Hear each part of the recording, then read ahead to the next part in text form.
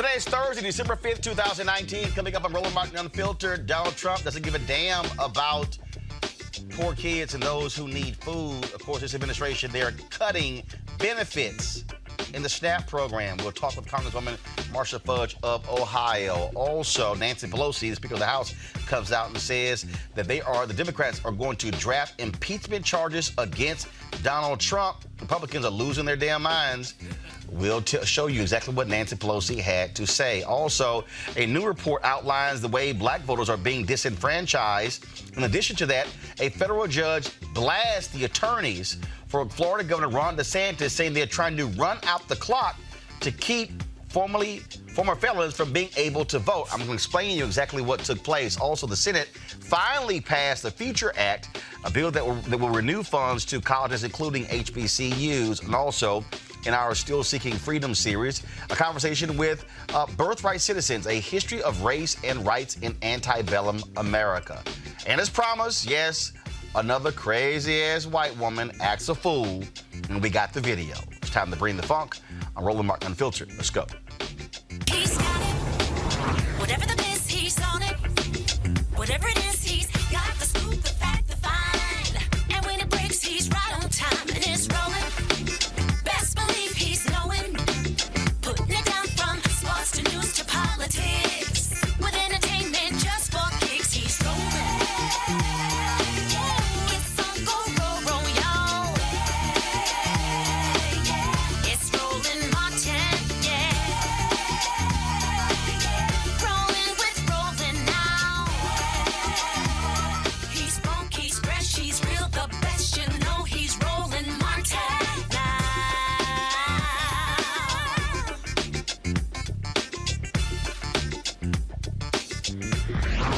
Martin. Folks, Donald Trump is an evil, despicable human being. This is a man who has given $28 billion to farmers who have been hurt because of his tariff tizzy with China and other countries. Yet now what he wants to do is cut the food benefits to 700,000 Americans. It's part of the SNAP program called Supplemental Nutrition Assistance Program. Under current rules, people between the ages of 18 and 49 are required to work at least 20 hours a week for more than 3 months over a 36-month period to qualify for food stamps. They want to change that. Joining us right now is Congresswoman Marcia Fudge of Ohio. She is the chair of the House Agricultural Subcommittee on Nutrition Oversight and Department Operations. So, Congresswoman, exactly what is it the Trump folks want to do? They want to change the work requirements? Yes, and thanks for having me on, Roland. You hit the nail on the head. They have spent $28 billion primarily giving money to millionaire farmers, not the poor farmers, the millionaire farmers. And not loans. This is... Not loans. Welfare. Right. Giving them taxpayer dollars. What they want to do now is to make the work requirements stronger. They want them to work more hours. They want them to prove that they're looking for work. They want to put them in training programs. By the way, I've never known USDA to be an expert at training people for jobs. But they have not, but this is the worst part of it, though, Roland. Currently, more than 30 states have waivers to make sure that their people are not out here in the streets with no food. They're now taking away the state's ability to waive some of these requirements. These same people that believe in states' rights, Roland, are saying to the states, no, we're not going to let you waive this rule because there are no jobs for these people. We're not going to let you waive this rule because these people may have PTSD or may be emotionally not able to work. They've just decided they're going to punish every single adult between the ages of 18 and 49 that doesn't work. Now, here's what Sonny Perdue, the agriculture commissioner, said, quote, "We're taking action to reform our SNAP program in order to restore the dignity of work to a sizable segment of our population and be respectful of the taxpayers who fund the program. Americans are generous people who believe it is their responsibility to help their fellow citizens when they encounter a difficult stretch. That's the commitment behind SNAP, but like other welfare programs, it was never intended to be a way of life." First of all, what's the total cost of the SNAP program? It's about $70 billion. Okay. Look. But this is the thing, though, Roland. Listen to this, though. This is what is so ridiculous about that. These people only get 3 months' worth of benefits anyway. So it's not like it's a way of life. They get 3 months at a time. As long as they are in compliance, all right, they get 3 months. So it's not a way of life. And So even if you- outside of just this ABOD so thing, let's explain- the average person stays on food stamps less than 1 year. Okay, so explain that to folks when you say for 3 months. And so what happens is you can only qualify for food stamps for a period of 3 months, and the guidelines say you must look for work, blah, blah, blah, all those different things like that. So it's in 3-month increments. Correct. That is correct. They would make you believe that these people are getting benefits every day, and it is just not true. Now, they claim that this is what they claim.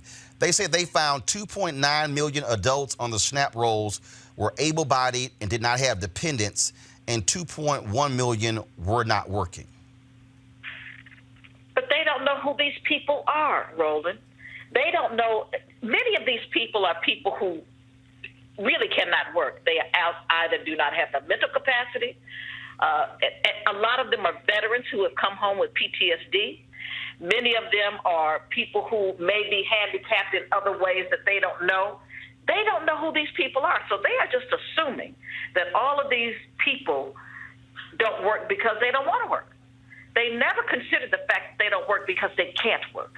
And that's the other fallacy of this whole food stamps program, this whole SNAP, is that most people who are eligible to work and can work do work.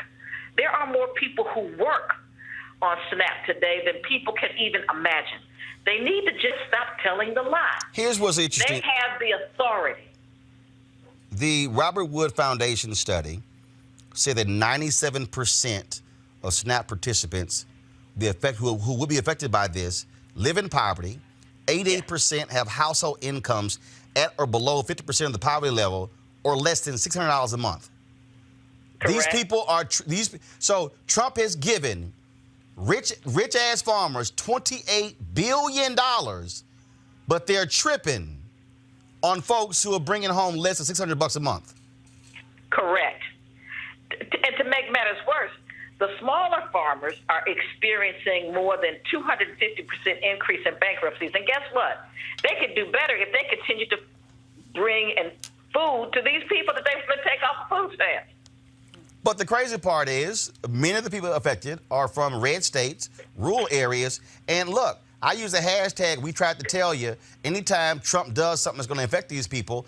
And this is where I would hope that any Democrat running for office will go to these broke white folks and say, look, these are not just black folks and Latinos who are going to be screwed. It's y'all too. And this is what Reverend Barber's been talking about with the Poor People's Campaign. No question about it. The majority of them are from red states. Congresswoman Marcia Fudge, we surely appreciate it. Thanks a lot. No, thank you for having me. I appreciate you. All right, folks, I want to talk about this with our panel, Dr. Julianne Malveaux. She's economist, president emerita, Bennett College. Also, Dr. Greg Carr, chair, Department of Afro-American Studies, Howard University. And she's supposed to be here talking about voting issues, but I'm like, what the hell? She can talk about this here. Yeah, you can. Yeah, that's right. Thanks, Roland. I mean, look, y'all cover it. Right. Y'all cover this stuff. And so Julie Brown Diane is, of course, the Advancement Project, director of the Advancement Project. I use that hashtag, Julianne, for that reason. And it's like, we tried to tell you.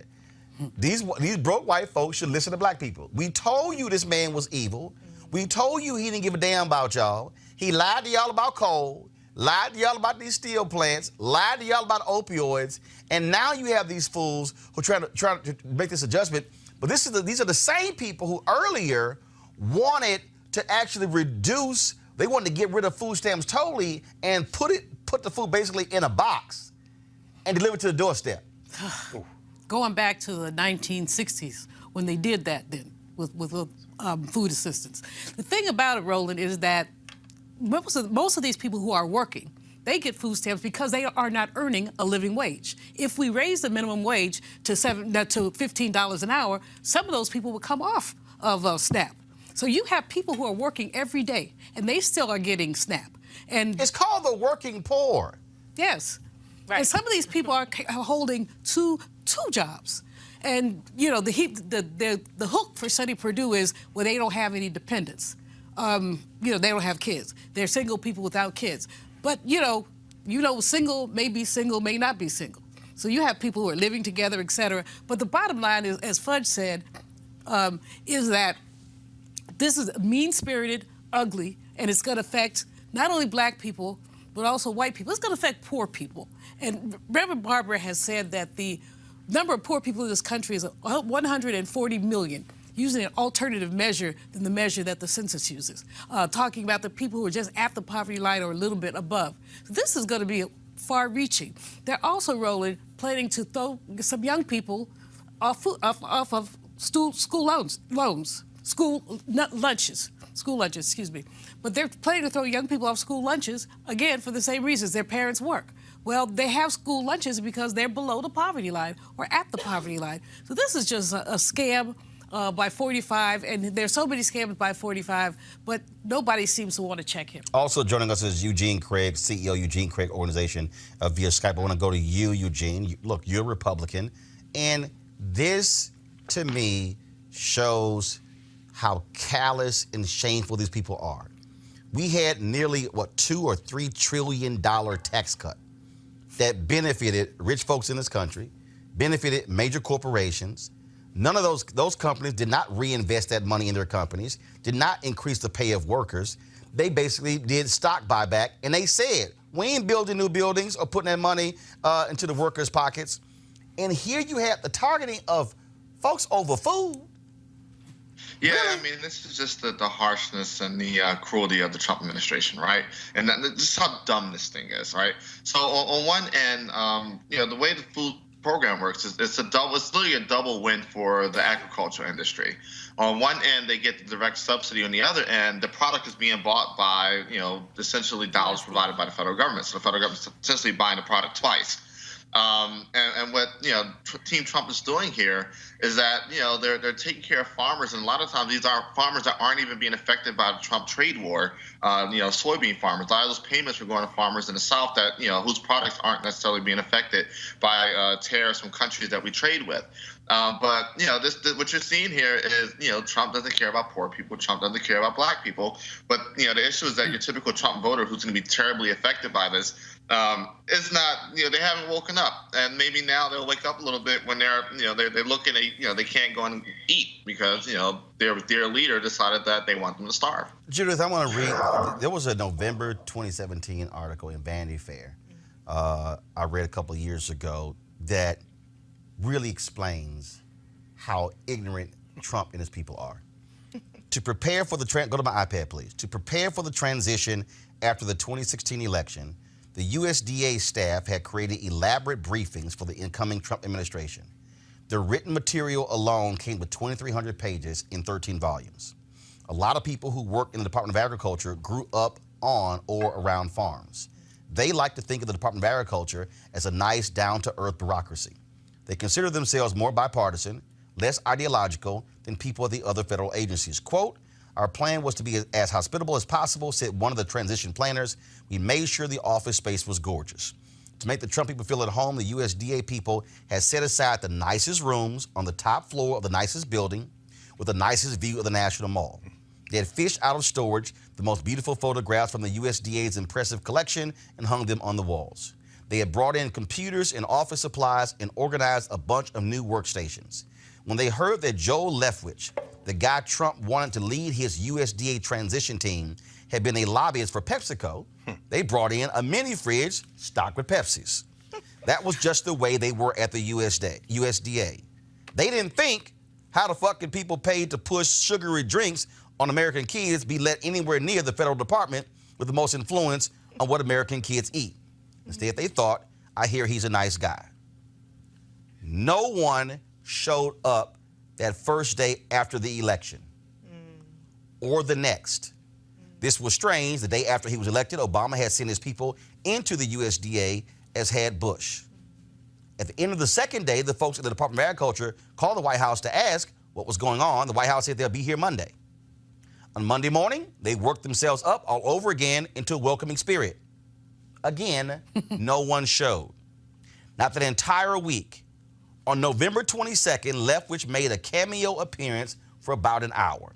Quote, "We had thought rural America is who got Trump elected, so he'll have to make us a priority." But then nothing happened. The USDA did not respond to questions from Vanity Fair. Wow. They didn't give a damn about these people, Right. and this was the first month of his presidency. Right. I mean, first of all, appointing someone to that position is all about like a friend who needed a job that you were expecting. You know, people have expectations if I helped you out. But I think the important thing here is that when we think about rural America, and especially poor white folks in this country have always voted against their economic interests, right? Because of race. Right? Racism has been the driving force. They don't care that, you know, we're not getting our food stamps, we're not getting health care.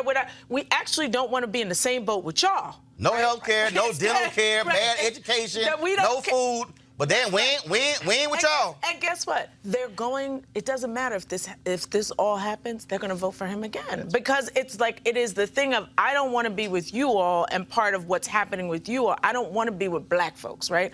And our narrative around poor people in this country is a black narrative, right? White folks and the media has trumped, I hate to say that word, has come up with this story around poor people being black. Not true, mostly white, right? But they, again, are always going to vote against their interests, their economic interests, because they would instead rather be with white folks, and also with Trump, like, oh, maybe I can be like him. You know, I can be like him. He's had failed businesses. I've had failed businesses. He's got no money, but he's ignorant, and he became president anyway. So there's a little bit of, I see him in me, and I aspire to be that instead of being with black folks. Greg, well, this is why I have said, Reverend Barber talked about this all the time as well, this is why Democrats have to, one, stop being scared of broke-ass white people, and go to broke-ass white people and say, yo ass broke. That's right.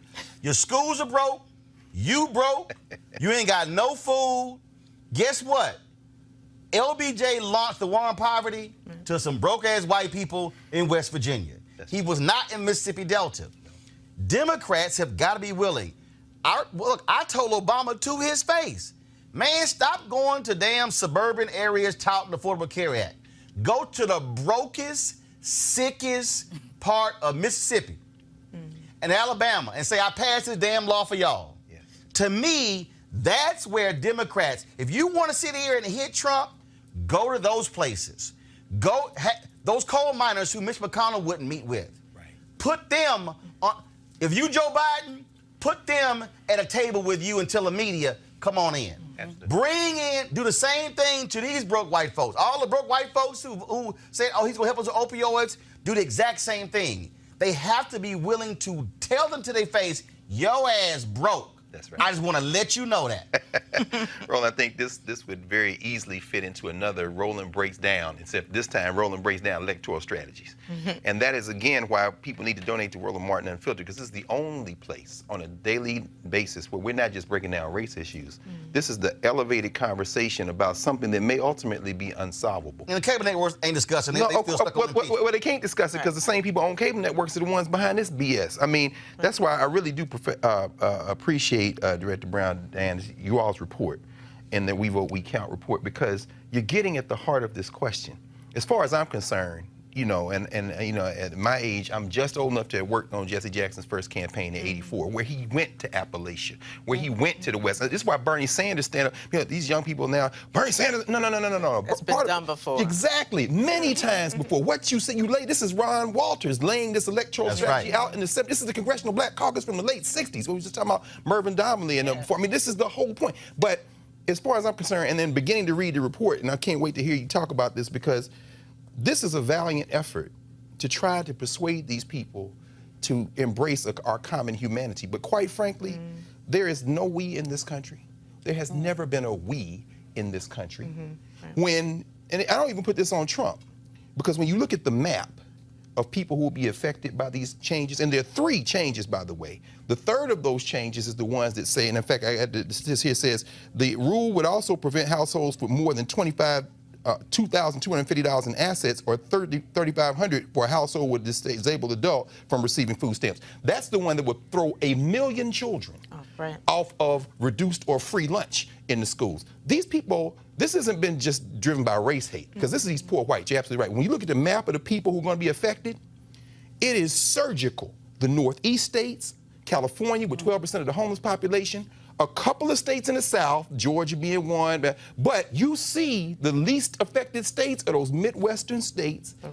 Although people will be affected, clearly this is electoral politics. Oh, look, this is a plutocracy that is trying to break the back of the citizens of this country and drain all the wealth of, like you said, $1.9 trillion tax cut, $1.6 trillion in student debt. Heard Alexandria Ocasio-Cortez on Capitol Hill today, assailing this Steve Mnuchin, another criminal who got away with all kind of stuff out there in California. They are draining the public coffers, and they don't give, not only don't they give a damn about anybody in this country, they are depending on the race hate that you're talking about to allow them to get away with this. And don't forget, the tax cut specifically targeted blue states. That's right. Yep. This does too. And they were public. That's exactly right. It hit hit the blue That's why all Republicans lost in California. That's right. Yeah. Because the people like, oh, y'all asked went along with this? But watch this, Roland. But they didn't, let me just very quick, Junior. When you see, they couldn't get this through in the Congress because the farm state representatives with the liberals always said no. So what did this? I mean, we had Janice Mathis on here discussing it when it was going through the hearing. Y'all got to support this place. It's the only place talking about this. So what did this man, who is clogging his veins every day with fast food, do? He makes an executive order so that people who can't get 20 hours a week working fast food in these places, so they can't qualify for food stamps, can't get their food stamps. Go ahead. I'm sorry. You know, the other thing is that Republicans are always talking about fiscal responsibility. They're always talking about balancing the budget. 45 has essentially knocked the budget all out of whack, not only for this year, but it's a 10-year trajectory. So even if a good Democrat gets in, the first thing they're going to have to do is tackle the issue of debt. And that means that their hands are going to be tied based on some of the legislation that's passed about how much increase the Pentagon and war should get, based on some of the other things that they've done. So he has really tied the hands of the next administration and the one after that. And they don't give a damn. I mean, let's just be real clear. They don't care. Eugene, again, this, to me, is one of those issues where Democrats got to be real specific. I'm talking about if you're running for president, if you are Biden, Buttigieg, Warren, Klobuchar, Booker, and other 15 people still hanging around, Castro, they have to be specific, Eugene, with the language. That Sanders, I'm telling y'all, I told Bernie Sanders to his face in a meeting in his office a year ago. Just so y'all, so let me be real clear, all you punk asses out there who on YouTube talking about who I'm supporting. No, I check everybody. Sanders to his face. I talked to Buttigieg 3 times on the phone, twice in the past 2 months. Talked to Harris, text Booker. Don't act like I ain't there. I told Bernie Sanders, you have got to go talk to broke-ass white people and say, white people. Don't say working class. You got to say white people. Because, Eugene, that's the only way to slap them in the face to go, when I ain't talking black, Latino, I'm talking to broke white people. That, to me, should be a clear Democratic strategy for 2020. I agree, right? Especially if the Democrat strategy is going to be, okay, hey, look, we got to target Pennsylvania, Michigan, and Wisconsin, and probably not throwing Georgia and Arizona in there as well. You know, if you're quote-unquote swing voter that you're targeting are broke white people, or as politically correctly stated, working class white people, you got to go in there bluntly and bluntly have the conversation. And if you're unwilling to, or if a candidate is unwilling to, I think you need to check the credibility of the candidate. You know, campaigning 101 is being able to have the conversations, the blunt conversations with voters to earn their vote. But my point is this here. Don't come talk to black people and feel comfortable saying black. Yeah.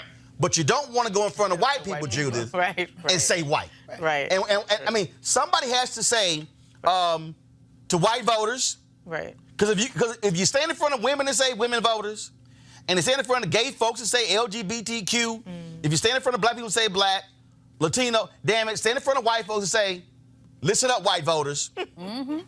See, to me, you got to be explicit, because broke white people have not been called out, and they've danced around, yeah, working class, yeah, real America, all those terms. But that's because they want to make them different, right? They, again, it's like, don't want to be in the same pool with y'all, so we're working class, y'all poor black folks. That's right. So again, this is the divisive politics that have always existed in this country. And while I think, yes, the Democratic Party needs to go out there and do that, I also want to say that this wouldn't be the first time that it has been tried, and that it may fail again, right? And but here's the piece. Even if it fails, the fact that you do it, here's what may happen.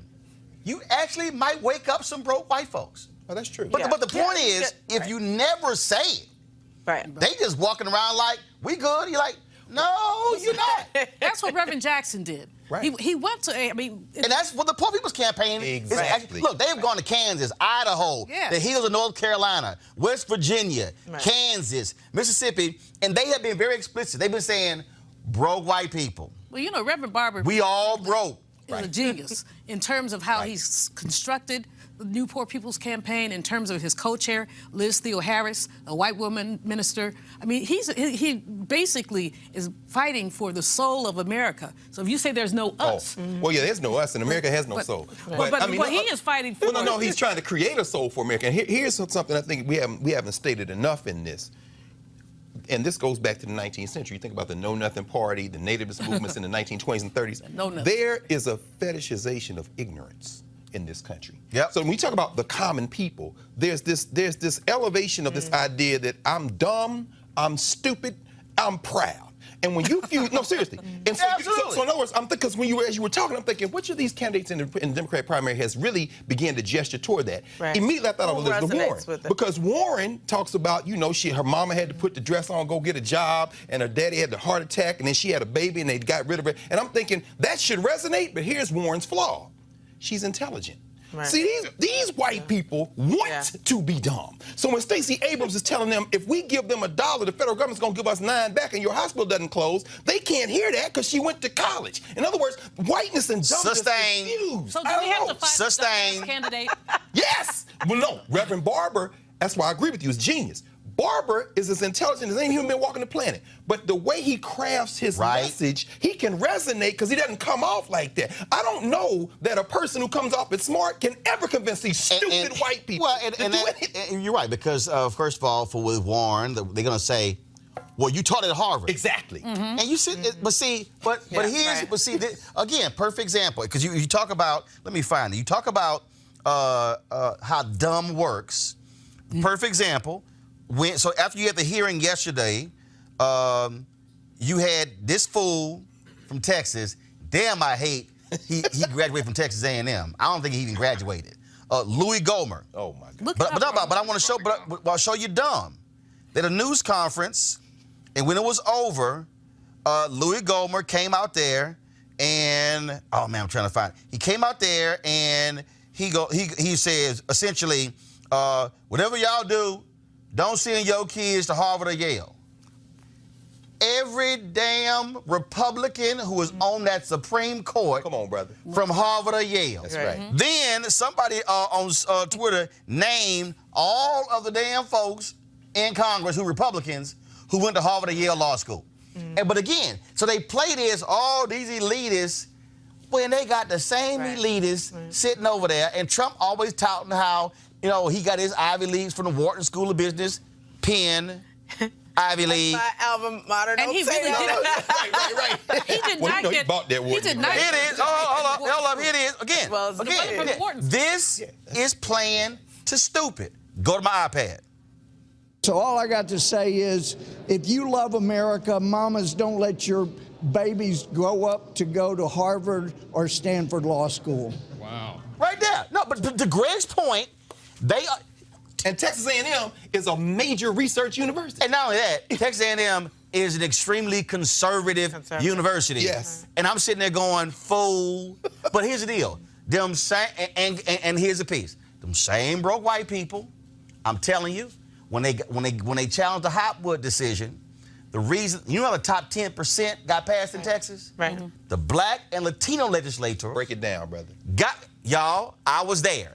Got with the white rural legislators who were upset because the white kids from rural Texas were not being accepted at the University of Texas or at Texas A&M, the two major institutions in Texas. So the Black and Latino legislators got with the broke rural white legislators and said, we're going to create the top 10 rules. So if your kid graduates in the top 10% of your high school class, regardless of the high school, you are automatically admitted to the state institutions.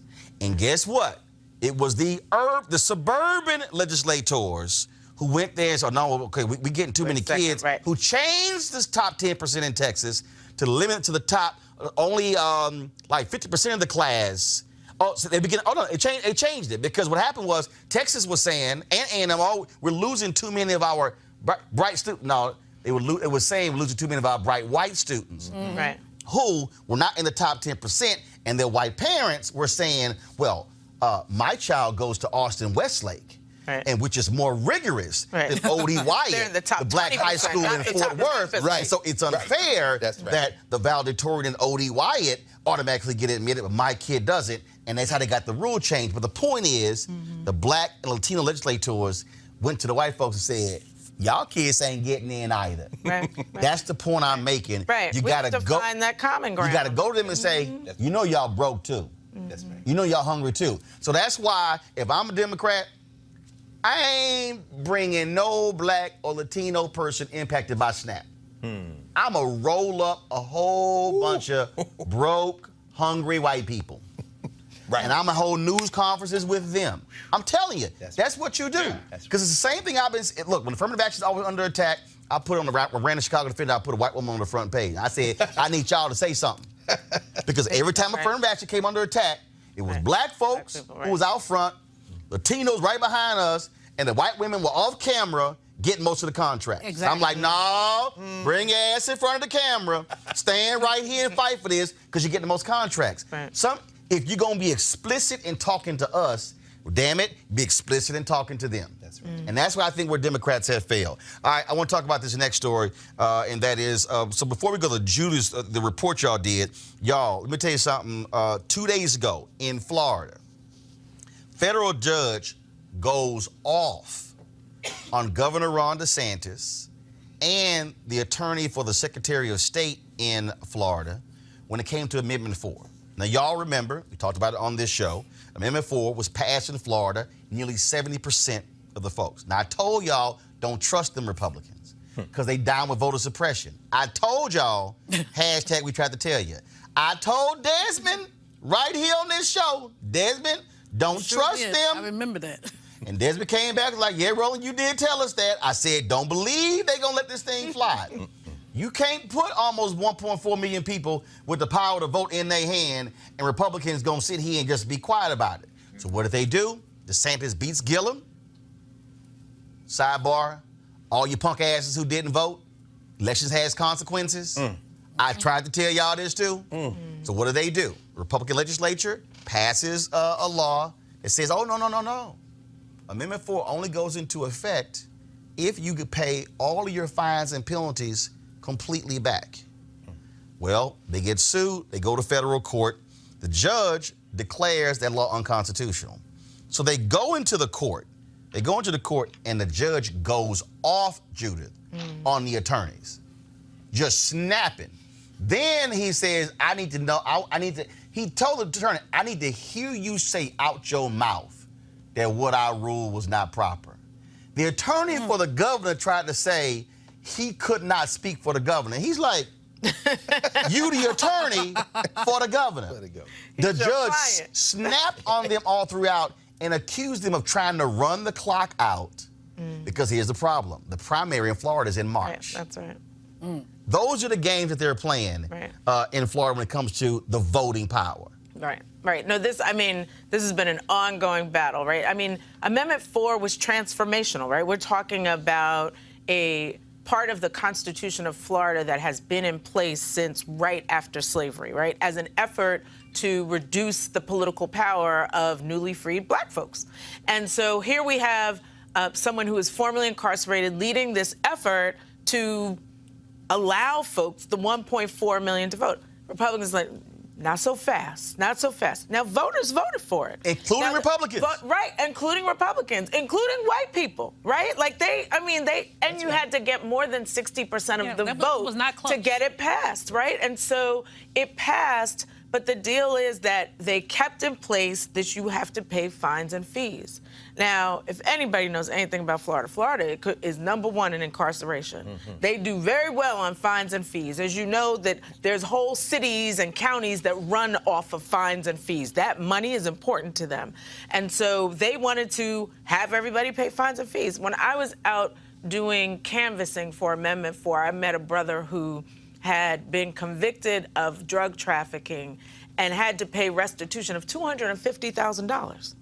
And he said to me, I will never be able to vote. Right. Because I'll never be able to pay that. And so I think That was a white woman I read her story. She said the same thing. She said, I'm not going to be able to pay back $500,000. Right. She said, so I shouldn't be able to vote? Fraud. There's a woman with insurance fraud. So, I mean, the thing that comes down, and this is in many other states too, is this problem of fines and fees continuing to be a barrier to vote. But the problem here is, though, that the voters knew what they're voting for. What the Republicans are saying is that, no, Judge, the voters really didn't quite understand that what they were voting for, and the federal judge was killing them, saying, really? So this was something that, first of all, you had to get petitions. It was a long process. I mean, it was a 10-year process. 2, it had to be certified by the Supreme Court for the state. Right. So the federal judge is saying, wait a minute, so you went through this whole process, and now you're trying to say the voters didn't know what they were doing? Right. And so the language in Amendment 4 says you have to have completed sentence, and that's where the fight is, because Republicans are saying completed sentence means you paid everything, right? That's not what the voters thought. The voters thought, look, once you out, right? And you get to have your right back. And so DeSantis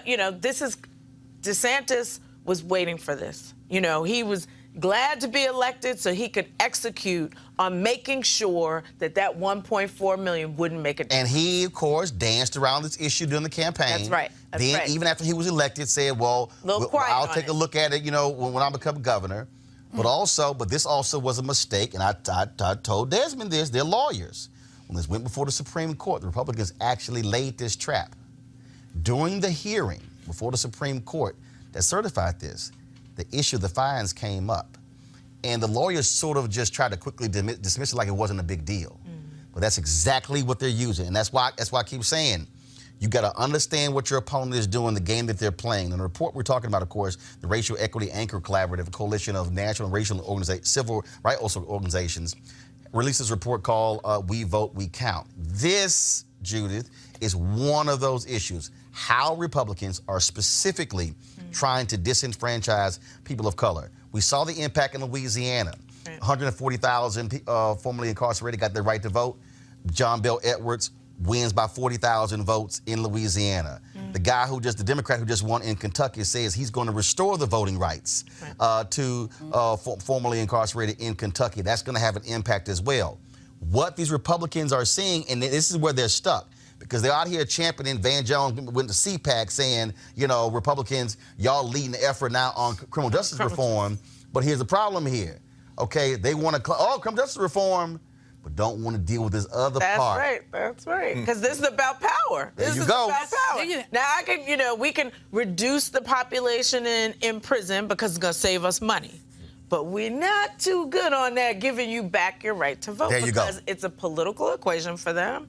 And their political equation is, if we do that, we lose. Even though they got no problem counting prisoners as a part of congressional gerrymandering as well as the census. So it's like, oh, we're going to use these prisoners to get money for our state, but yeah, y'all ain't get that vote when you get out. The 200% compromise. You know, it's like not the 3/5. You took one body from one place, took another place, denied the right to vote, which meant you made two people against that person. Exactly. It's 200%, not 3/5. It really does hark back to the 3/5 of a person. Yeah. And it harks back to the way that black people have been basically marginalized in terms of elections. The report is a very good report because you have a list of some of the things that people have done to exclude people from the right to vote. And this goes back to Jim Crow. It goes back to grandfather clauses. It goes back to, I mean, my great aunt, she died when she was 102. Mississippi, Moss Point, Mississippi. One time, when she was like in her 40s, she wanted to vote. They made her read some Latin. And she didn't know how to read Latin.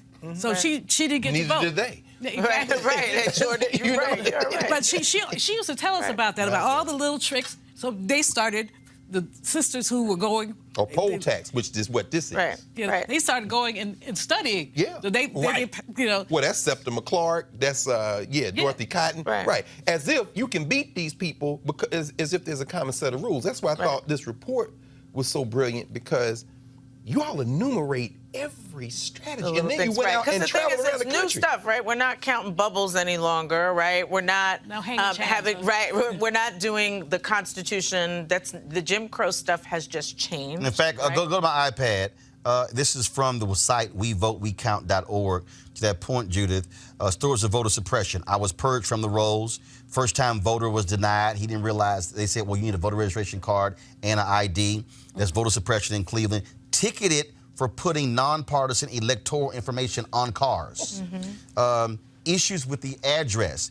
And look, every time Melick is on here, he wants to deny this. Raynard, that fool, wants to deny this. But any Republican with a brain like Eugene, I'm gonna bring you in right here, understands this. The Republican Party, this is, by design, the strategy of the Republican Party. I don't want to hear that crap that no official vote was taken by the RNC. It is the Republican Party, national and state. It is their strategy to absolutely find legal ways to prevent folks from voting, specifically targeting black people, Latino people, old people, and young people. Yeah, I mean, look, up into the last election cycle, there was an actual literal consent decree in place that prevented the RNC from, doing their typical ways, started to find new creative legal ways to engage in voter suppression. When you couple that with the lack of resources that historically the RNC and many state parties would put towards voter engagement with minority communities, this is what you get. But it's something that's dirty, something that's disgusting. I don't think anyone should lose the right to vote, incarcerated or not. And I don't think purges should ever take place. If I decide not to vote in a couple of elections because I hate my choices, that's my right. You shouldn't go in and try to remove me from the voter rolls, and only for me to find out when I decide to vote in a particular election. But it's a playbook that's been used time and time again. Now the only issue is that because of the heightened environment that we're in and the activity around getting folk engaged and getting folk registered to vote, it's becoming harder and harder for conservatives and Republicans to engage in voter suppression and denying people the right to vote. So what happens is this: Republicans understand as long as they don't engage, when young people come out and people of color come out, they lose. So they're terrified in Georgia right now. They're terrified in Arizona. They're terrified in Texas. They're terrified to see what Amanda Everest can do if she gets a nomination.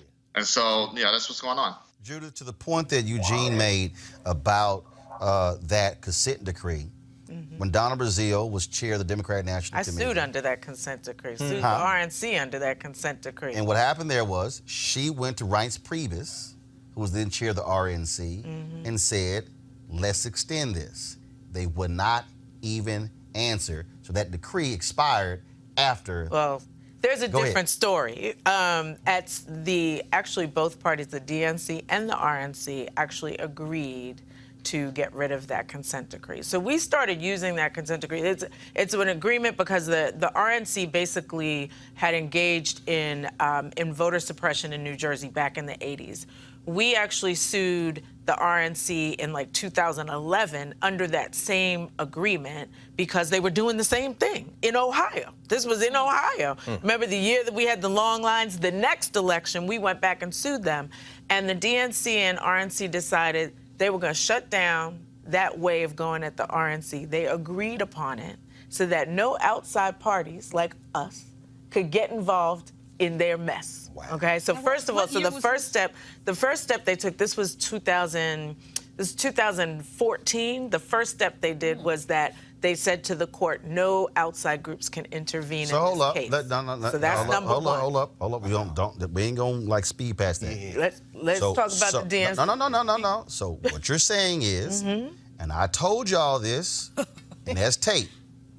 I told y'all, under President Obama, he didn't give a damn about the Democratic National Committee. Hell no. I told y'all that. Y'all can call it hate, but it's a fact. So what you're saying is, under President Barack Obama, the person who is president, who is over the party, the Democratic National Committee partnered with the Republican National Committee to keep third-party groups from being able to sue either party, because what people don't realize is that the courts have declared that these parties are private. Right. Right. So these two parties, in 2014, we were an outside party. In 2014, this happened in 2014. Right. We were an outside party, and we had done this case before Obama was elected, and then they came back and said, no, we're not allowing any other outside parties into this case. Agreed in front of the court. Then they came back and they agreed with the judge, who now has passed away, to actually do away with the consent decree. So now, this was our only way of going at the RNC in a fast way around voter suppression, right? And I'll tell you, I sat through depositions in our case, and the DNC folks were clear, like, they were not going to ask questions. So this was before Obama was elected. They were not going to ask questions about voter suppression. They were just there to hear the questions that we asked. So understand that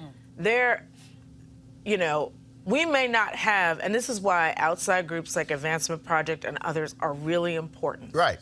Because we're not dealing with the politics of stuff. That's right. What we're dealing with Y'all is are nonpartisan. Black folks, Latino folks, Asian folks, Native American folks, vote. Can we vote? Please. Who wins is up to the candidates to make the case to be the one to win. So part of what we did with We Vote, We Count was to make sure that the stories of impacted voters are collected and that people understand that there are new tools for voter suppression, that it's the cutting of polling places, getting rid of polling places like Mount Zion Baptist Church is no longer a polling place all of a sudden. It's also the cutbacks to early voting because Black people have started using early voting as a tool, right? We got North Carolina was documented.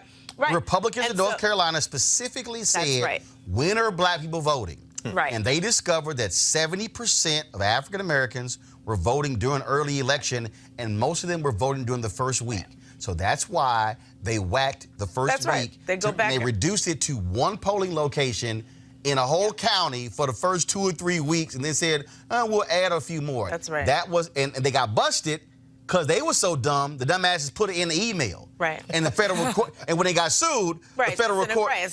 But that's how they get. Native American people, right? Yeah. What did they do to Native American people? They had. Was it in Wyoming? South Dakota.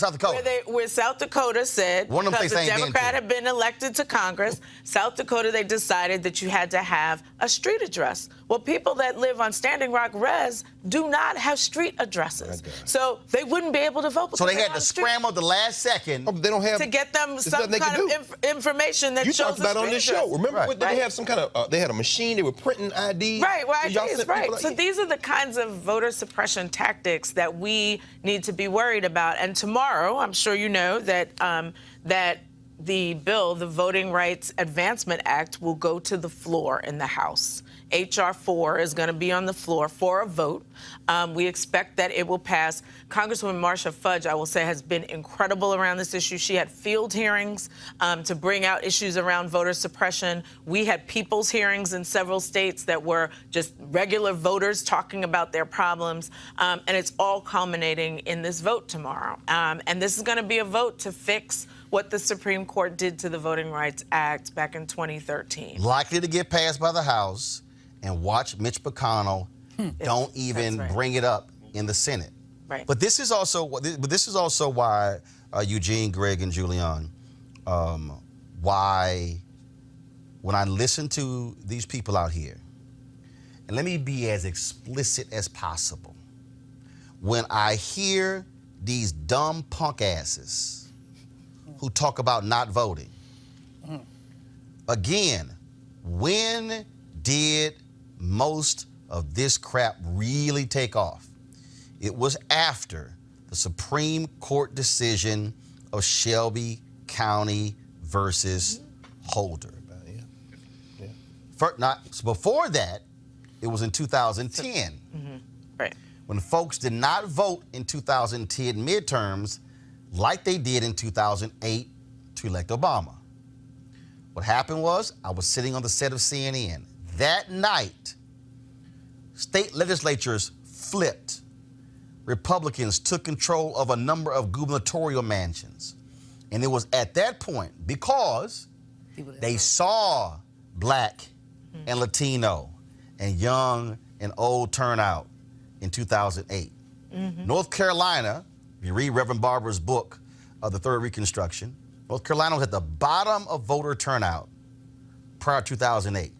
They fought like hell to get people to vote, change the laws. Vaulted to the top percentile of voter turnout. Republicans in North Carolina said, oh, hell no, we got to change this to depress the vote. After Shelby v. Holder in 2013, your report says Alabama, Florida, Georgia, North Carolina, North Dakota, Ohio, South Dakota, Texas immediately began to launch voter suppression in all of these different ways. And the report says witnesses attested to, go to my iPad, witnesses attested to, among other things, having to wait in long lines to cast a ballot, being denied bilingual ballot language assistance, having to restore the registration status after an illegal voter purge, and having to stand up against last-minute changes to polling locations and hours of operation. Additionally, voters have had to adjust to increasingly scarce polling places with ever-changing locations, which presents a huge burden for those without easy access to transportation and with inflexible work schedules. You know, Roland, you mentioned 2010, the Republicans taking over state houses. That was a pivotal election because it was also a census election. Now we're going to have that again in 2020. So as you say, all these people who say they don't want to vote, well, I don't know what's wrong with them. I truly don't know what's wrong with them. As you said, elections have consequences. Somebody going to win. Yes. Whether you vote or not, Somebody's going to win. You might want to be saying, okay, out of all the stuff out there, if you can't figure out any stuff, you might want to say which one of the two candidates is more likely to protect my right to vote. And to Dr. Malveau's point is that this election is huge because, well, not just because of who's in the White House, but because it has consequences on redistricting. Yes. Redistricting, it will happen. First of all, census is going to happen, then redistricting. And so state legislatures will have people in them who are going to decide how power gets split in this country. That's what redistricting is. It's a pie. We have a power pie, and we figure out how to split it up. But it has implications for decades. If they get to draw the lines and get to have the power, they will continue to have that power for a long time. And, Judith, we have to add, That's right. because Trump is in there and they control the Senate, the federal judges that they are appointing are going to affirm those decisions. So when y'all are trying, Department of Justice, when y'all are trying to sue, you're gonna have to go to a federal judge. If they've been appointed by Trump, they're gonna unqualified. They're gonna sit there and say, no. And so that's why voting impacts that. That's right. Because whoever wins the White House, whoever controls the Senate, controls the federal bench. That's right. Final comment, Greg, Julian, before again, I got to go to my next guest. This open question. I mean, every election we've talking about, I don't ever say that they won an election. They've stolen them. Remember 2004 with Kerry, there was a black attorney, Secretary of State in Ohio, Ken Blackwell. A real piece of work. Yes. Now, they stole the federal election of 2016. Wisconsin, Milwaukee, Detroit, Michigan. They got it close enough to steal through voter suppression. Right. Stacey Abrams should be the governor of and today, Brian Kemp, who just appointed another racist to fill the seat that just got vacated in the Senate by retirement. They suppressed the vote. And DeSantis in Florida is not the legitimate governor of Florida. They suppressed the vote, and they didn't even count all the votes. Everything you've written in this report led to 2 governors directly to the last legislation and the President of the United States. These are stolen elections, voter suppression, and you've had Greg Palast on here many times. But this report, we really have to focus on it. This is a war, and we're not prepared to fight. That's right. Julian, go ahead. Stolen elections are not new. No. Elections have been stolen I don't know how long. If you look at 1898, go back in the late 19th century, and black people got the right to vote and were voting. Not only did they suppress the election by changing laws, in Wilmington, North Carolina, they basically killed people. They did. The black people and white progressives were elected. White boys went into a meeting with guns and said, y'all got to resign. Yep. Took all the black people who were prominent, put them on a train, one-way ticket, said, y'all up out of here. And killed a bunch of others, 1898. Yeah. It was a racial pogrom. And That's exactly right. One report says they only killed 60 people. But there's another story that says the Wilmington River ran blood. We have taken a city to book by my former president of Tennessee State, H. Leon Prather. That's right. Judith? Yeah, so really want people to read this report. We Vote, We Count. You can find it on advancementproject.org website. Or WeVoteWeCount.org. Yes, or WeVoteWeCount.org, because this is our fight. This is our fight of 2020 and beyond, and we really need folks to understand the mechanisms that they're using, because it seems like little things, right? But those little things have serious consequences. Judith Brown Dianis, thank you. Thanks a bunch. Thank you.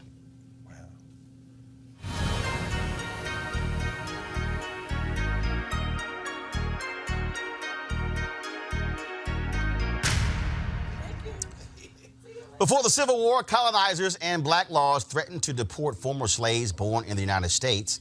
African-American activists argued that citizenship was their birthright. Former slaves studied law, secured allies, and conducted themselves like citizens, establishing their status through local, everyday claims.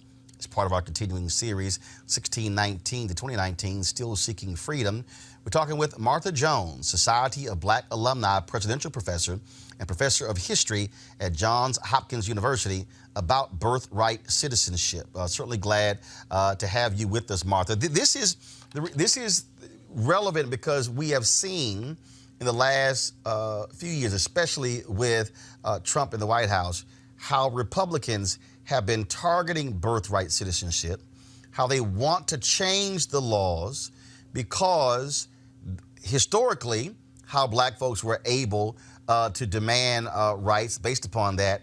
And now what they really want to do is limit this really to white folks from other countries.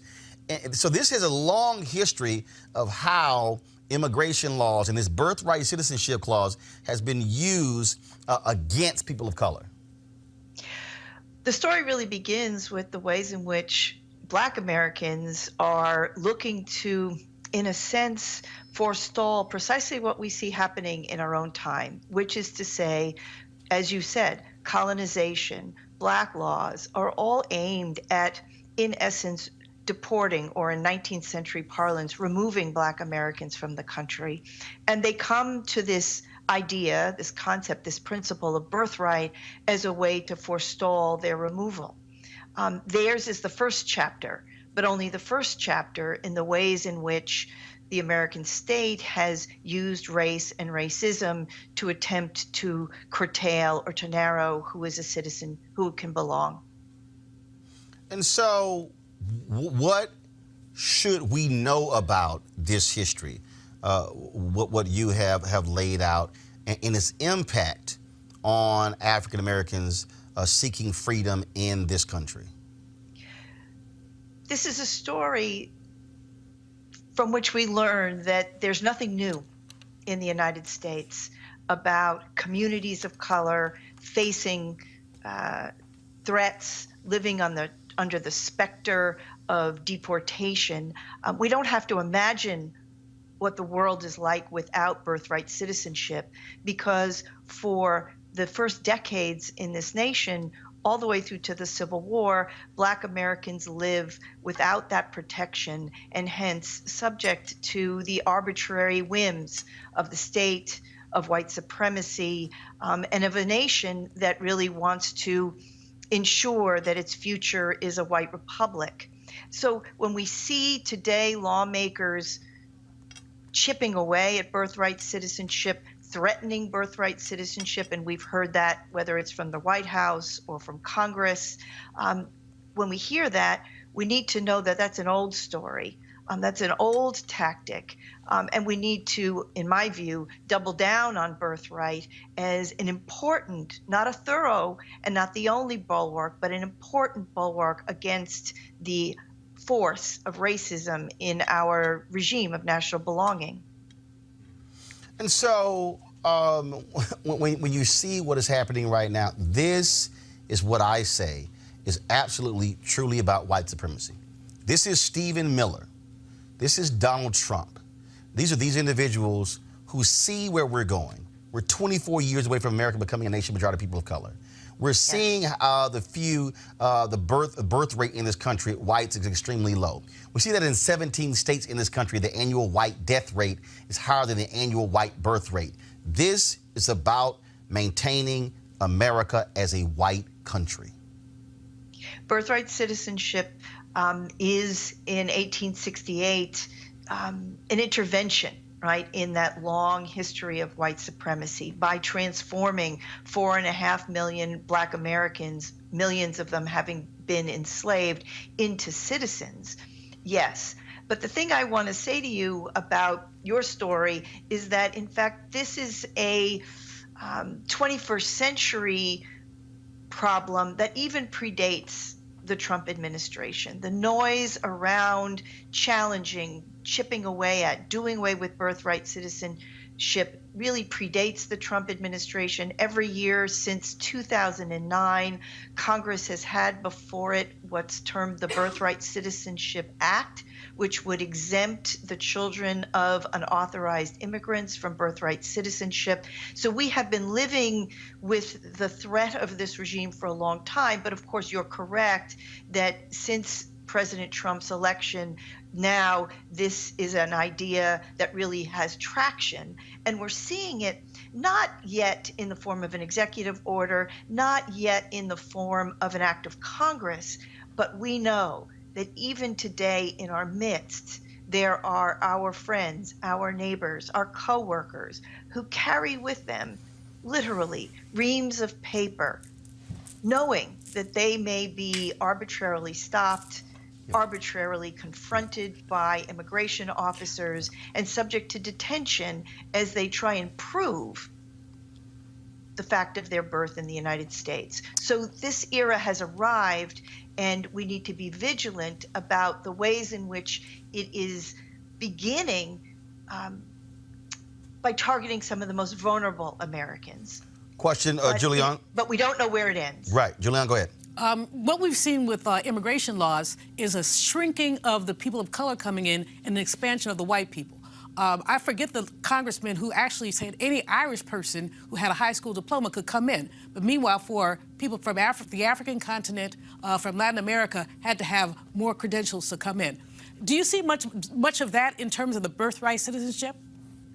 Absolutely, because part of the story of the early 19th century is about the kind of discretion that low-level officials enjoy and exercise every day. By the time we get to the second half of the 19th century, this is a story that will center on the children of Chinese immigrants.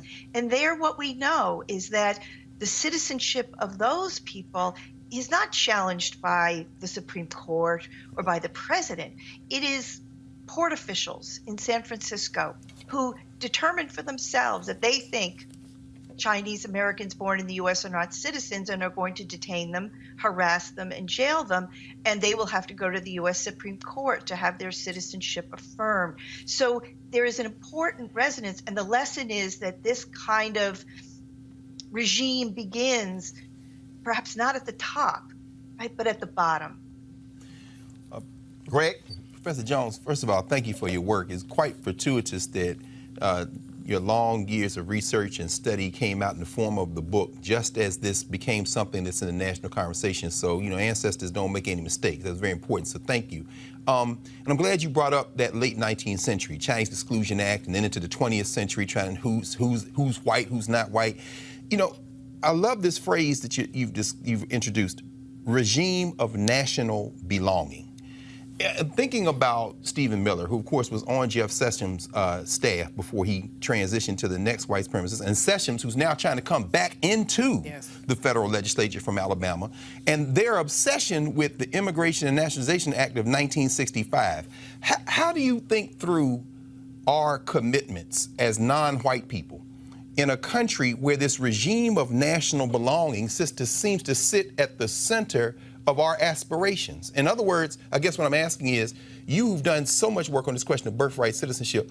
How do you think through us coming up with definitions of national belonging that can displace whiteness and maybe ultimately even citizenship as the standard for determining our humanity in this project? I don't know if that makes any sense. It's just difficult for us to think, because we got black people and brown people who will side with these white supremacists because citizenship for them means national belonging. Yes. So I think that there are two things. The people I write about are really in many ways improvisational on this, and which is to say that they read the Constitution and the language in the Constitution, but they are also cognizant, for example, of the ways in which they believe their labor, much of it unrequited labor, entitles them to unqualified national belonging. They turn to military service, and many of them have served their fathers in the American Revolutionary era, themselves in the War of 1812. And they make the argument that military service should also be a basis for national belonging. And at the same time, I think you're right that in some sense, the people I write about are trying to solve an urgent problem. They are not political philosophers, if I could say that. They are practical men. The show is called women. Unfiltered. You can say it. They are practical men and women who are facing a brutal regime and the real threat of being forcibly removed from the United States. And they are prepared to make all of them, in another day and in another time, great lawyers, right? They're prepared to make the argument that will stick. And it turns out in the 19th century, the argument that sticks is one about the Constitution and birthright, and they go with that. In our own time, I don't think that birthright is the answer. That's what in part I take from Dr. Carr's comment, that birthright isn't enough. And we live in an era when we have fully available to us a human rights vision that would say, for example, family relations should be part of a regime of rights, of human dignity.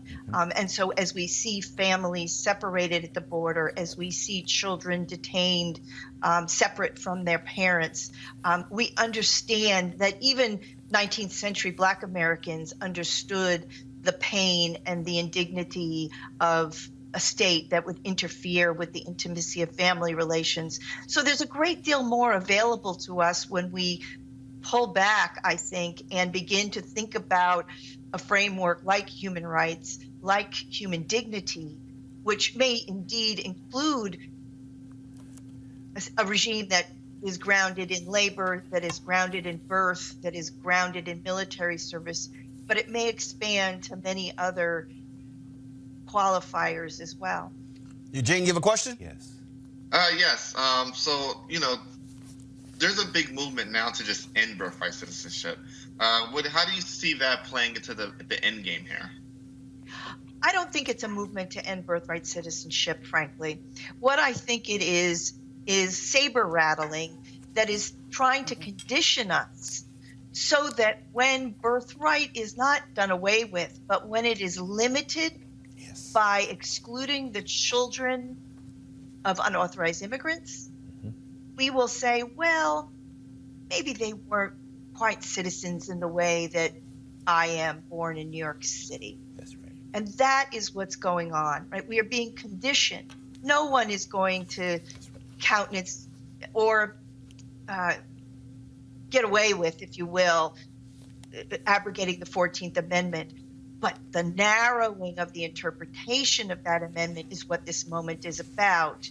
And they're coming for the children of unauthorized immigrants first and foremost. Martha Jones, Society of Black Alumni, Presidential Professor and Professor of History at Johns Hopkins University. We appreciate it. Thanks a lot. Thanks so much. All right, folks, got to go to a break. We come back. Lord, y'all, impeachment. Speaker Nancy Pelosi makes it perfectly plain. Donald Trump, you effed up. And it's time for you to pay the price. You're watching Roland Martin Unfiltered. Back in a moment. You want to check out Roland Martin Unfiltered? YouTube.com/Roland S. Martin. And subscribe to our YouTube channel. There's only one daily digital show out here that keeps it black and keep it real. It's Roland Martin Unfiltered. See that name right there? Roland Martin Unfiltered. Like, share, and subscribe to our YouTube channel. That's youtube.com/Roland S. Martin. And don't forget to turn on your notifications so when we go live, you'll know it. You want to support Roland Martin Unfiltered? Be sure to join our Bring the Funk fan club. Every dollar that you give to us supports our daily digital show. There's only one daily digital show out here that keeps it black and keep it real. It's Roland Martin Unfiltered. Support the Roland Martin Unfiltered daily digital show by going to RolandMartinUnfiltered.com. Our goal is to get 20,000 of our fans contributing $50 each for the whole year. You can make this possible.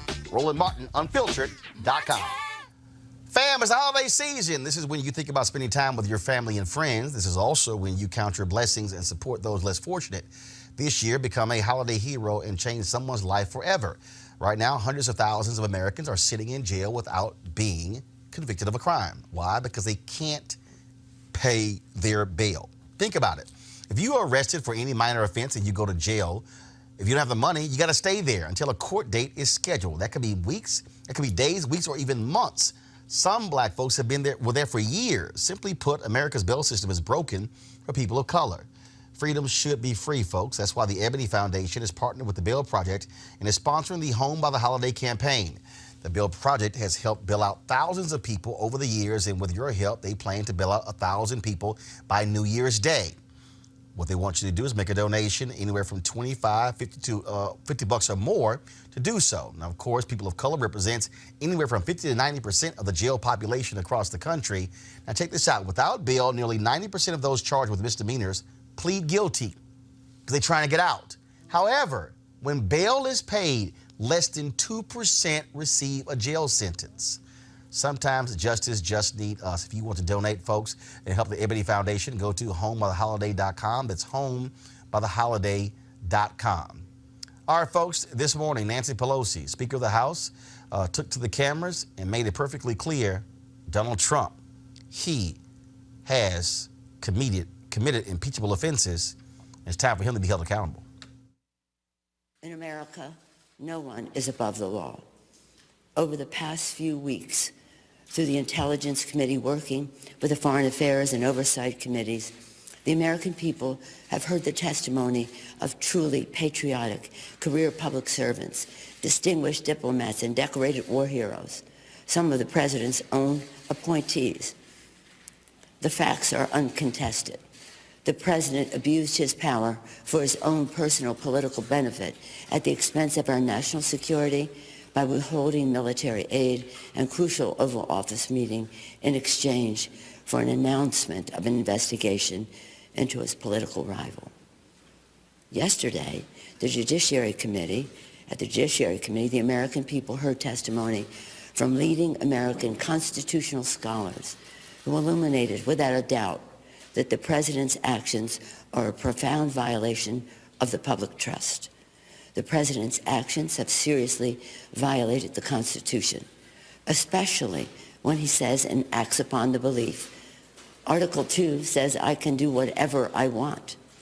No, his wrongdoing strikes at the very heart of our Constitution, a separation of powers, three co-equal branches, each a check and balance on the other.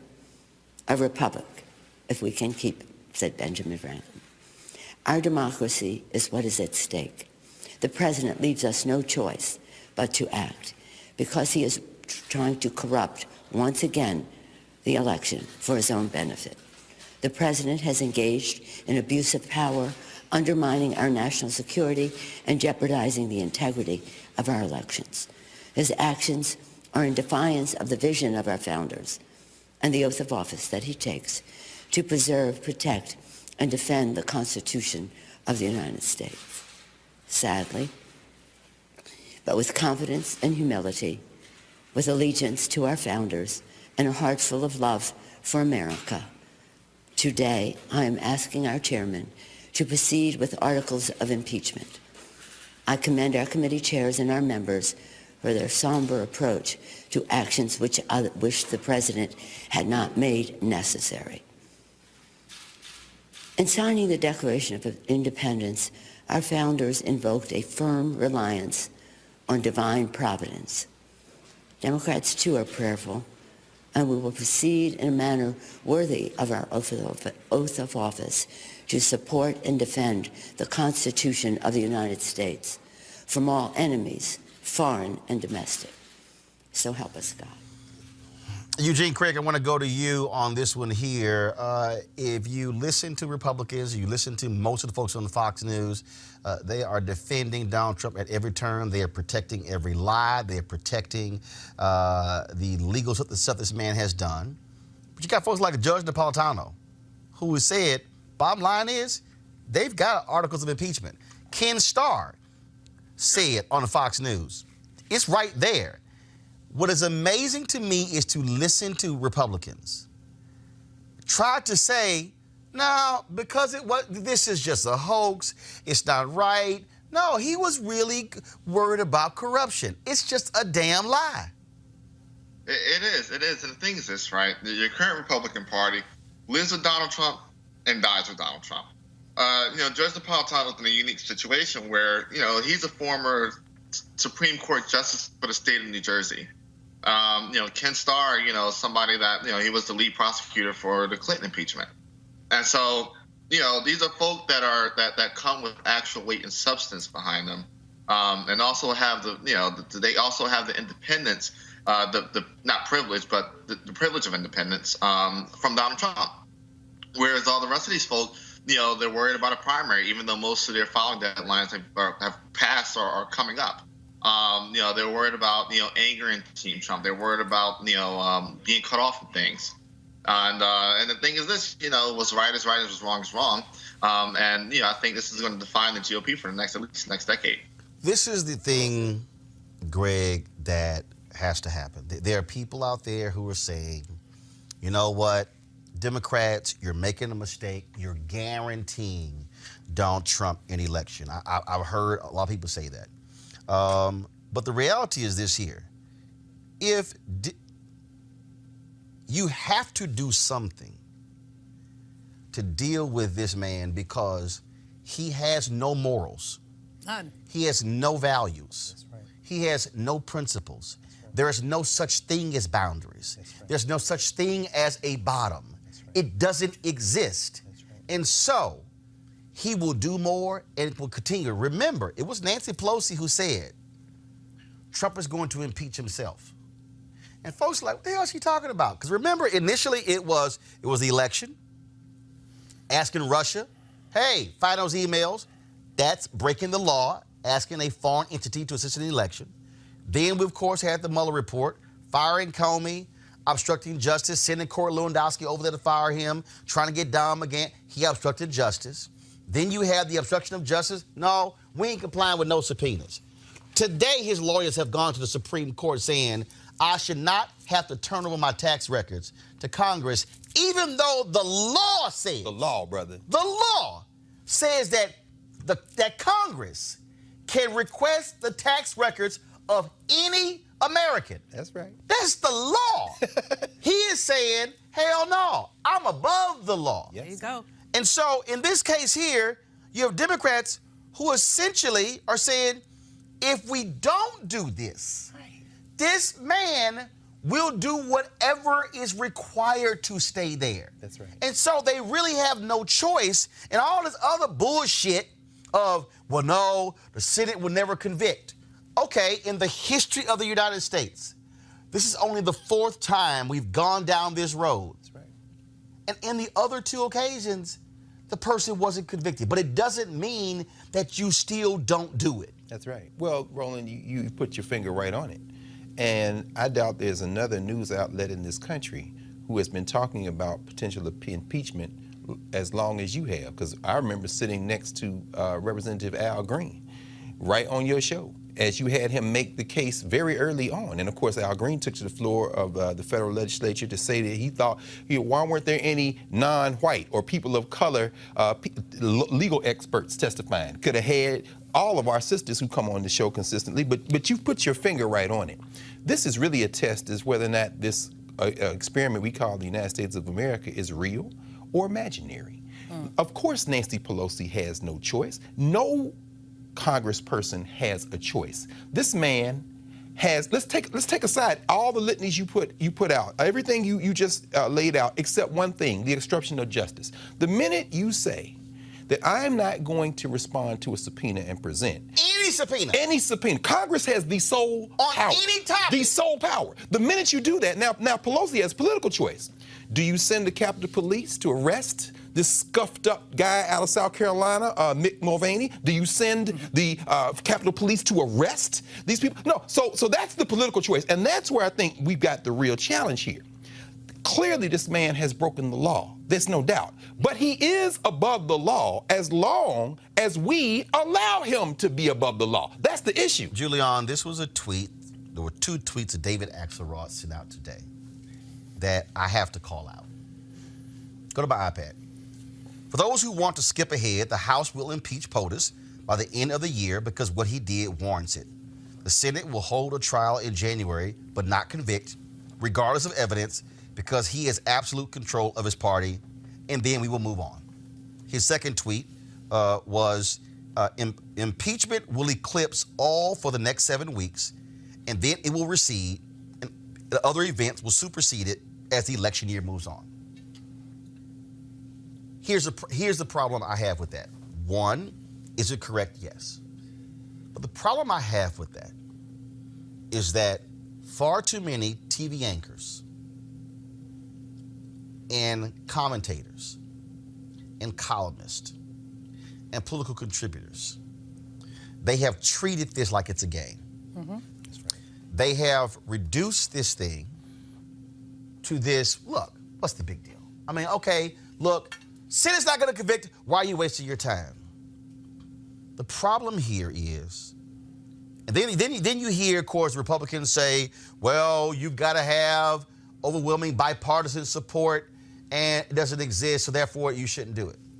Well, first of all, impeachment design is a political process. Yes. It's not a criminal process. It's a political process.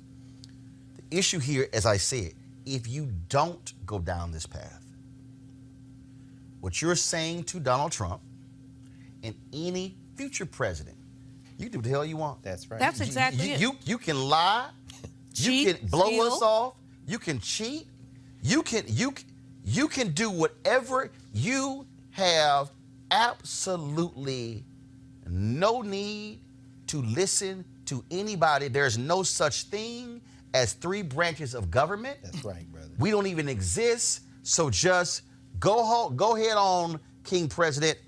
They have no choice but to do it because it is the right thing, the honorable thing, and it is the proper thing and the constitutional thing to do. And the necessary thing to do. They must do it. He has broken so many laws.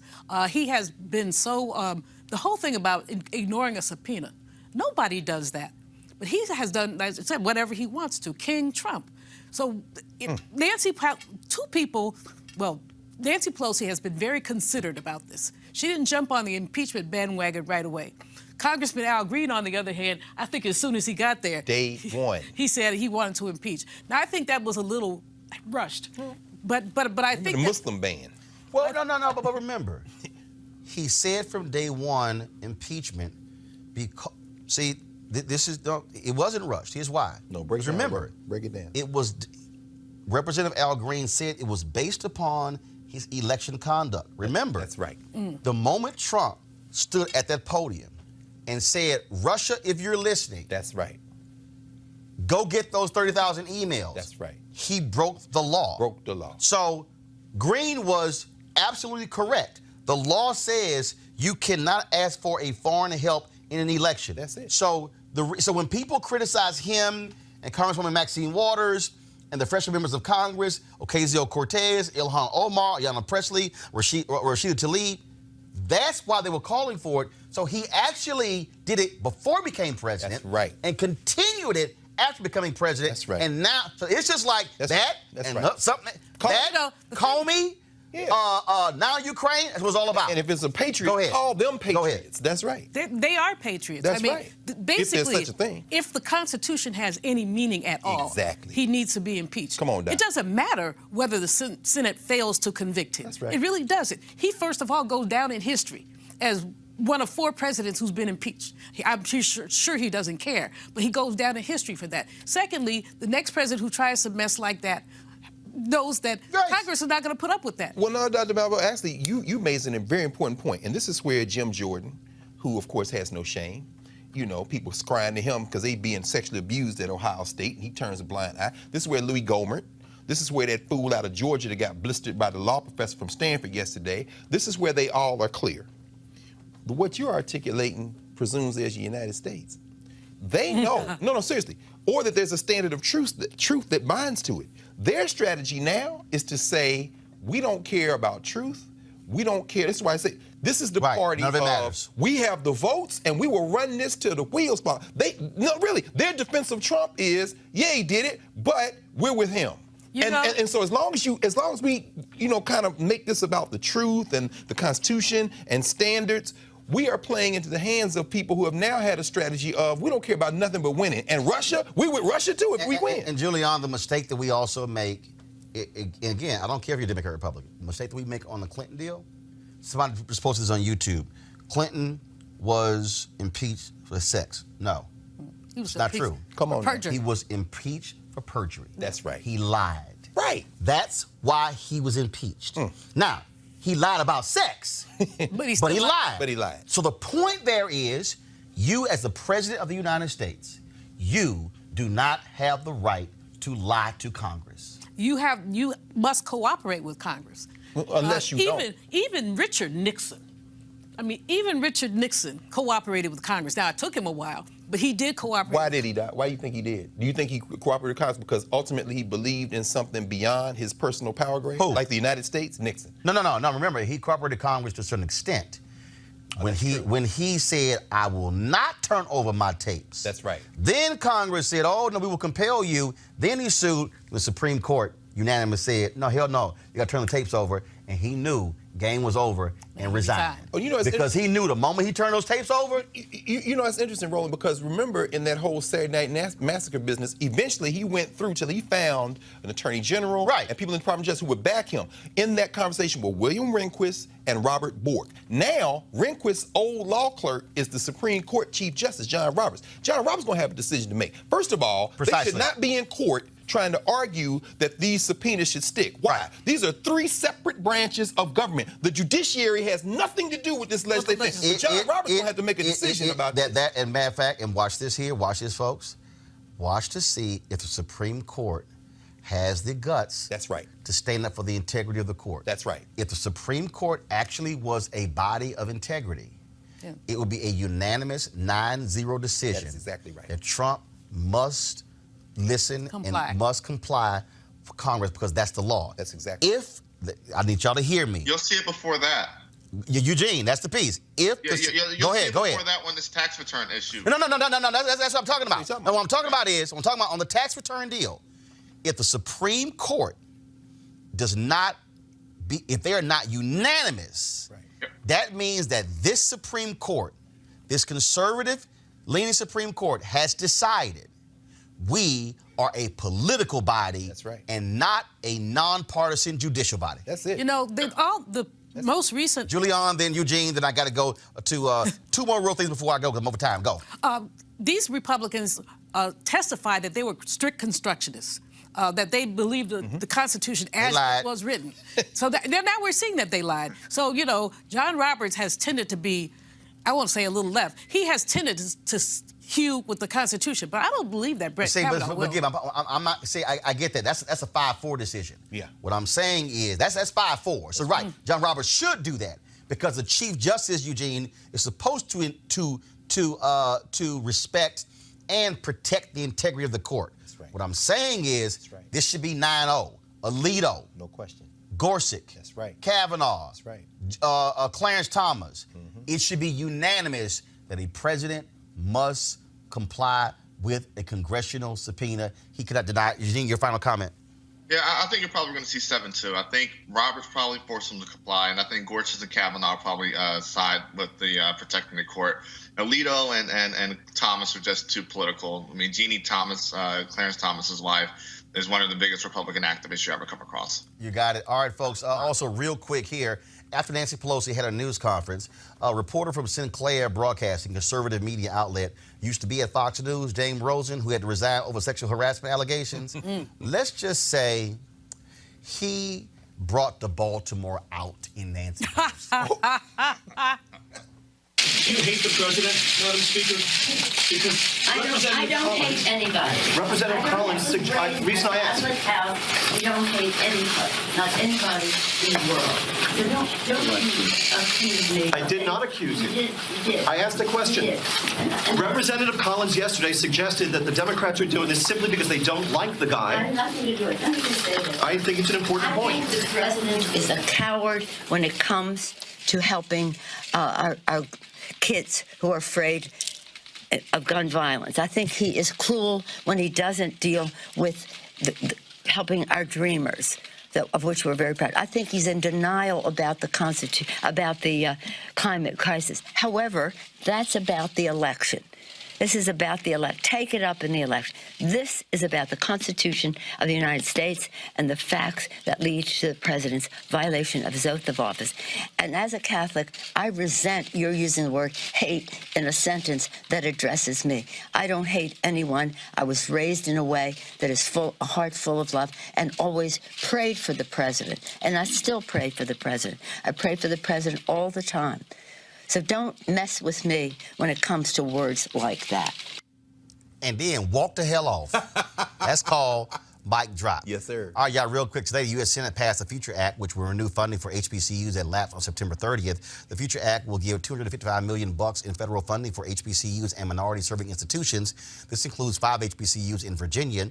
The move is being applauded by the Thurgood Marshall College Fund, the nation's largest organization exclusively representing the Black college community.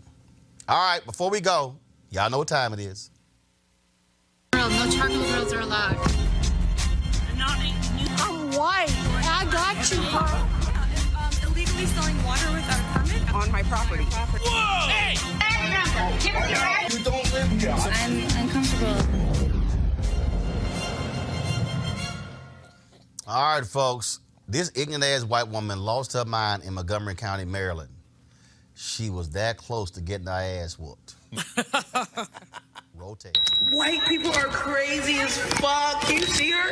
Do y'all see her? Do y'all really see her? Like, so if I beat her ass, then what? If I knock her ass out, you have 3 seconds to get out of my way. I'm gonna beat the shit out of you. Move out of the way. 1. Please. Tell her to move. I'm gonna whoop your grandmother's ass. 2. Can you please move, please? Can you move, ma'am? No, I'm not. I'm not letting you in this building. Who are you talking to on that phone? Is it a resident of this building? Is it a resident of this building? Here's an old ass woman, guys. Tell your Nana to get her ass out of the way. Nana, please. Fuck out of the way, dumb bitch. Fuck you, bitch. You're gonna go in and rob somebody? Do you hear her? You need to get your hair done. This bitch is crazy as fuck. This bitch right here. She just stood in the middle and held me. Then she said, I'm gonna go rob somebody. You racist, dirty, nasty ass fuck. Okay. Here's what I'm still just... She was preventing her from leaving. That's false imprisonment. I'm telling y'all. Luckily, that sister was holding the phone. I think, Roland, this might be the closest you've come in this beautiful segment you do all the time. Was that the closest you've come in the ones you've shown to somebody getting their ass beat? No, that actually happened. What happened was a white homeless dude rolled up on a brother who worked at FedEx in Seattle and accosted the brother. The brother knocked his ass out, and the white boy died. Oh. No, he had some condition or whatever, but the brother knocked his ass out cold. Damn. He died. Eugene, I'm telling you, I remember it. I keep telling, they ain't pressed charges against him because he was like, he said self-defense. But this white woman is blocking the sister from leaving a building where she lives. You should have knocked her out. I'm at the point, knock her out.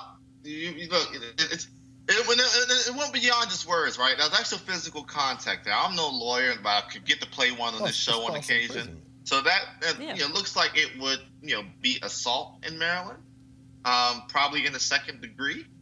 And so I think you probably there's no self-defense law in Maryland, but I think there's a good argument that could be made that hey, that was my only way out. Julian, when you had the white boy who worked at YouTube or Google, one of them. And remember, his kid was like, Daddy, let's go. Same thing. The grandchild was like, come on. And that's what she's like, you better listen to your grandchild. I mean, the little children are seeing, hey, your ass racist, let them go. Well, that's the beauty of this is that she's a racist, you know what, but her grandchild gets it. So as he grows up, perhaps he'll keep that consciousness. But, if I was I'm too old. I was going to say if I was that sister, I'd have beat her butt too. But no, your ass, you would have done that. Don't even try to front him. I'm too old. Damn well you would have done that. Damn well. Greg, I keep, brother. I'm telling you, I keep telling people, brother, black people are not going to continue to be, I'm gonna pray for you and be nice, I'm gonna be calm. I'm telling you, I'm warning y'all, somebody's white gonna get killed. Oh, no question. They're gonna get their ass whooped, beat down viciously. And people gonna be saying, why'd you have to do that? Because we have done this now, I swear, 20, 30 times. That's crazy. No, I mean, and for viewers around the country and around the world who will be watching this, Montgomery County, that's really D.C. I mean, that's Silver Spring, Maryland. I'm trying to figure out whether that, because, that's right across the D.C. line. We could throw a rock and hit it from here. It's Ward 9. No question, it really is. So, no, but the point you've been raising over and over again, Roland, in this space, they're going to try to write one in a minute. And that girl was smiling the whole time, the young sister. She was video. In other words, you could tell that she had managed it, but if she had turned around the clock, and that grandbaby was trying to save her Nana, please. I'm telling y'all, I keep y'all until these white folks stop detaining black people, stop blocking people from leaving their own damn building. That's right. Stop asking them who they visiting. Stop asking them, do you live here taking the trash out?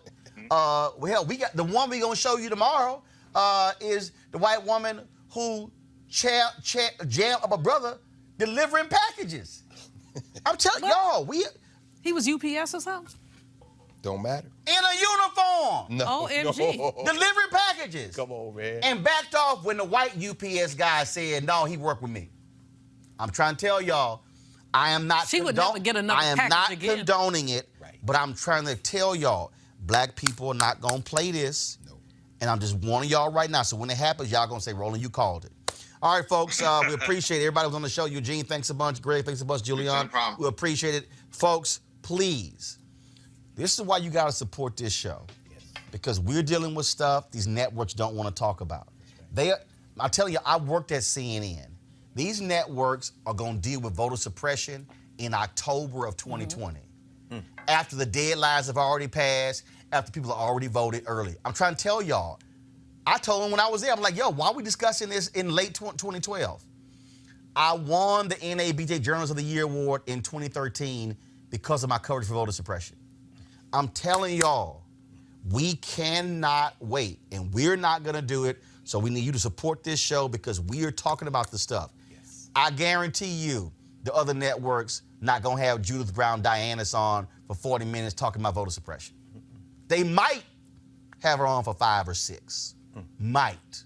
You might see her on Joanne Reed's show this weekend. But I'm telling you what's going on. We have to have independent, black-owned media that's accountable to black people. Otherwise, we're going to be sitting here saying, man, we didn't know that. We didn't know that. The sister Marsha Jones, professor, I tell you right now, you ain't reading that in the New York Times. Nope. And not those questions and answers. She's been on a lot of these shows, but not this. I'm just trying to tell y'all, go to RolandMartinUnfiltered.com. There are 2,000 people right now on our YouTube channel. You can give right there on YouTube, or go to RolandMartinUnfiltered.com, join our Bring the Funk fan club. Look, if you got $5, $10, $20, we want you to give $50. That's just one time for the whole year. There are 20,000 people, total 20,000 people. We got about 3,000, 3,400 people in our Bring the Funk fan club. If 20,000 of our followers give $50 each, we're completely funded for the next year. Don't even have to have another ad, anything like that. That's what we have to do, because trust me, we're gonna need our own voice in 2020. And all the rest of these people out here howling, talking about they new black media, no, they not. Yeah, I said it, and I don't give a damn if y'all tweet them. They ain't new black media, because guess what? They not on 5 days a week. They not having actual guests on. All they doing is talking about what somebody else doing. They're not traveling around the country, interviewing people. They're doing none of that. See, trust me, like Charlie Wilson said. Remember Charlie Wilson? Uncle Charlie said, I'm old school and new school. I'm old school and new school. So when somebody say I'm old media, yeah, I'm old black media, but I'm also new black media, because we understand how all of this works. And I challenge anybody out there who call themselves new black media, put your show up against this one, and let's see who's actually informing the people. Go to RolandMartinUnfiltered.com, join our Bring the Funk fan club. I'll see y'all tomorrow from Nashville, Tennessee. Saturday, I'll be giving the commencement speech at Tennessee State University. The 19th commencement speech I'll be giving, and the 15th at the HBCU. Y'all know I got a word for them, so I'll see y'all in Nashville tomorrow. Holla!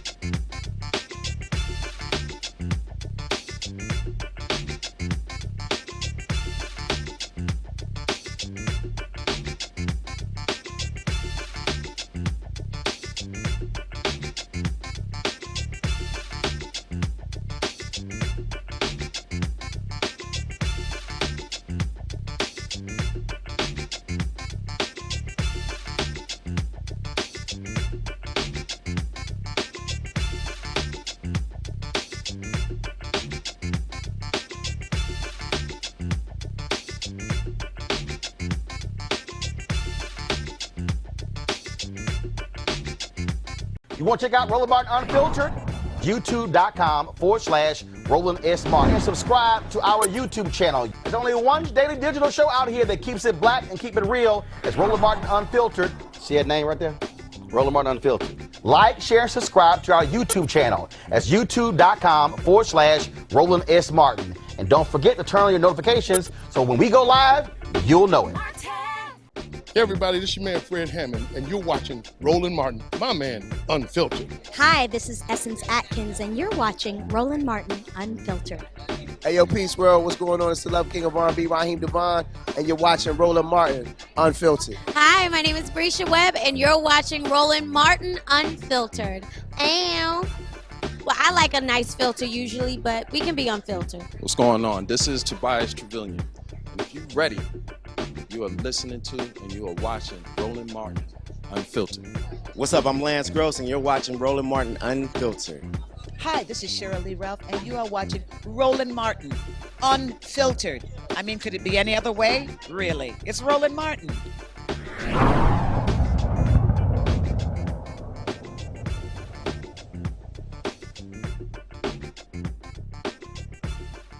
You want to support Roland Martin Unfiltered? Be sure to join our Bring the Funk fan club. Every dollar that you give to us supports our daily digital show. There's only one daily digital show out here that keeps it black and keep it real. It's Roland Martin Unfiltered. Support the Roland Martin Unfiltered daily digital show by going to RolandMartinUnfiltered.com. Our goal is to get 20,000 of our fans contributing $50 each for the whole year. You can make this possible. RolandMartinUnfiltered.com.